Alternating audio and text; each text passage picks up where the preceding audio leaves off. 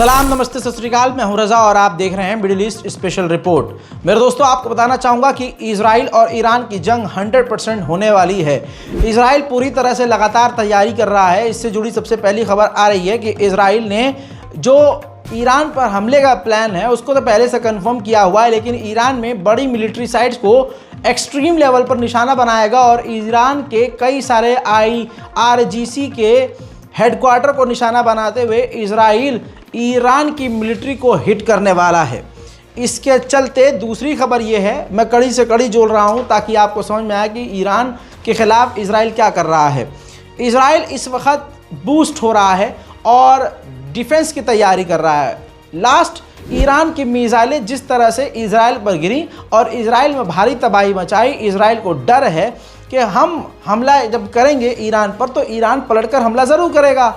ऐसे में इजराइल ने अमेरिका से कह के अपने देश में अमेरिकी सेना और अमेरिका के सबसे ख़तरनाक, दुनिया के सबसे ख़तरनाक air defence system, third air defence system तैनात किए हुए हैं। लेकिन फिर भी अभी भी उन डिफेंस सिस्टम से शांति इजराइल को नहीं मिल रही है।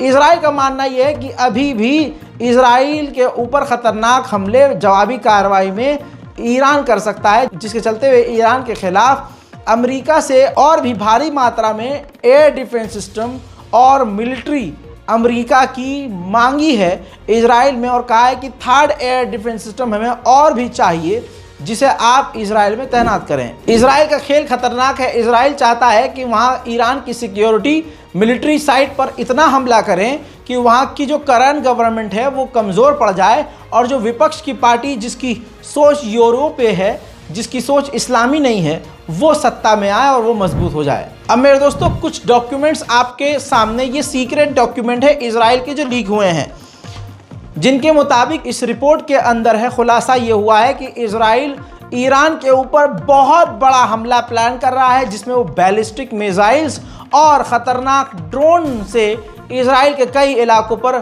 ख़तरनाक हमले की तैयारी कर चुका है। मेरे दोस्तों, इजराइल का खेल ये है, ईरान के ऊपर वो बड़ा हमला करने की तैयारी कर चुका है, जिसके बाद इजराइल को यकीन है कि ईरान पलट कर वार करेगा। तो जब ईरान दोबारा से पलट कर वार करेगा तो ये तीसरी बार उससे बड़ा, यानी इजराइल का तीसरा प्लान भी तैयार है कि अगर हमारे जवाबी कार्रवाई के बाद ईरान ने हमला कर दिया तो उसके बाद हम क्या करेंगे, यानी ईरान के ऊपर फिर से हमला करेंगे। यानी पूरी तरह से ईरान और इजराइल जंग में कूद चुके हैं। अमेरिकी इंटेलिजेंस ने भी दावा किया है कि ईरान के ऊपर खतरनाक, यानी मेजर अटैक करने का प्लान इजराइल कर चुका है। अमेरिकी पत्रकार ने अमेरिका के राष्ट्रपति बाइडेन से पूछा कि क्या आपको पता है इजराइल ईरान पर कितना बड़ा हमला करने वाला है, उसके हमले की जानकारी आपको है? तो बाइडेन ने कहा कि हाँ, मुझे सब कुछ पता है। तो अगले पत्रकार ने कहा कि क्या आप हमें बता सकते हैं कब, कैसे और क्या करेगा इजराइल? तो बाइडेन ने जानकारी देने से इनकार कर दिया।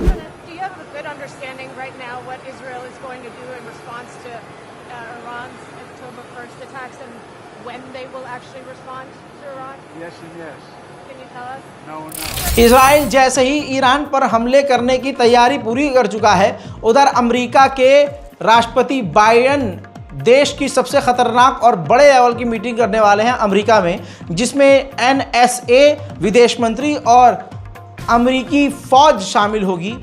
इसमें डिस्कस किया जाएगा कि ईरान के हमलों से इजराइल को कैसे बचाया जाए और ईरान को कैसे तोड़ दिया जाए। उधर अमेरिका ने जानकारी दी है कि 7 देश हमारे साथ तैयार हैं, जिसमें हम मिलकर ईरान पर अब तक के सबसे कड़े प्रतिबंध बैन लगाएंगे। उधर ईरान के ऊपर टिप्पणी करते हुए इजराइल के एनर्जी मिनिस्टर हैं, उन्होंने धमकी दी है कि हमारे पास सारे ऑप्शन टेबल पर हैं। ईरान की न्यूक्लियर साइट पर हमला करना, ईरान की ऑयल फैसिलिटी पर हमला करना या ईरान के किसी बड़े अधिकारी या सीनियर लीडर पर हमला करना। ईरान पर हम कहीं भी, कभी भी, किसी भी तरह हमला कर सकते हैं। ईरान में हमारे बहुत साथी रहते हैं और भारत के लाखों लोग ईरान में बसते हैं। आइए उनकी आसानी के लिए मैप दिखा रहा हूं। आपका अगर कोई चाहने वाला इन इलाकों में रहता है तो उन्हें सावधान कर दीजिए। Possible Israeli targets across Iran, आप इस ग्राफिक से समझ सकते हैं कि क्या मैंने बताया है इसके अंदर।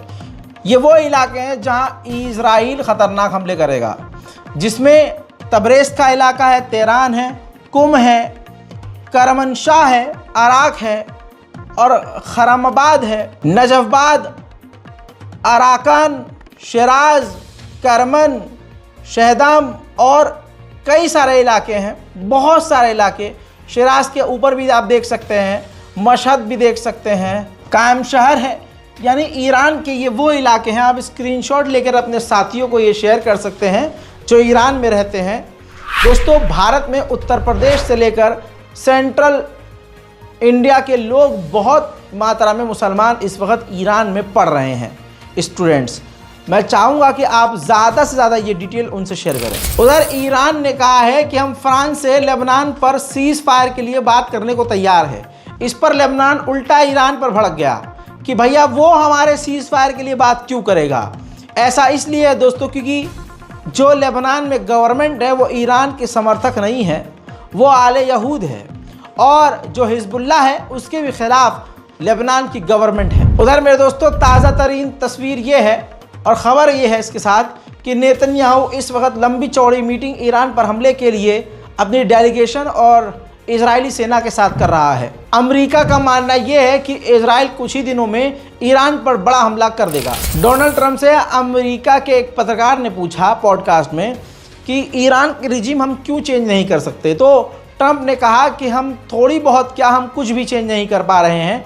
जब हम अपने देश के रिजीम को चेंज नहीं कर पा रहे तो ईरान के रिजीम को चेंज करने के बारे में कैसे सोच सकते हैं। तुर्की के अंदर 6 देशों को मीटिंग हुई है जिसमें तुर्की, ईरान, आर्मीनिया, रशिया और अजरबैजान के देश शामिल थे। मेरे दोस्तों, उधर व्लादिमीर पुतिन ने कहा कि इजराइल और ईरान हमारे लिए दोनों ही दोस्त हैं, दोनों ही करीबी हैं, और हम चाहते हैं कि दोनों देश के बीच में टकराव ना हो, और अगर दोनों राजी हों तो हम मीडिएशन करवाने को तैयार हैं। इंडियन ओशन में रशिया, ईरान और ओमान नेवी ड्रिल करते हुए देखे जा सकते हैं।